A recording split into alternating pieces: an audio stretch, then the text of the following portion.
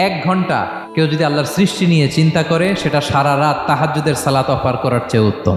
আমরা অনেকে মনে করি শুধু তাসবিহ পড়াই ইবাদত, শুধু কোরআন তেলাওয়াতই মনে হয় ইবাদত, শুধু কিয়ামুল লাইল করা ইবাদত। কিন্তু বিশ্বনবীর সাহাবী, যিনি ইসলাম আমাদের চেয়ে ঢের বেশি বুঝেছেন, তিনি বলেন আল্লাহর এই সৃষ্টি শৈলী, এই সৃষ্টি নৈপুণ্য নিয়ে 1 ঘন্টা চিন্তা করা, ক্রিটিক্যাল থিঙ্কিং করা, সারা রাত নফল তাহাজ্জুদের চেয়েও সেরা। সূরা আলে ইমরানের 190 নম্বর আয়াতে আল্লাহ তাআলা বলেছেন, যারা আকাশ বাতাস পৃথিবী সৃষ্টি নিয়ে চিন্তা করে এবং সর্ব অবস্থায় আল্লাহ তাআলার জিকির করে এবং তারা তাফাক্কুর করে, ক্রিটিক্যাল থিঙ্কিং করে এবং তারা বলে মা খালাকতা হাযা বাতিলা, হে আল্লাহ তুমি অনর্থক কিছু সৃষ্টি করো নাই।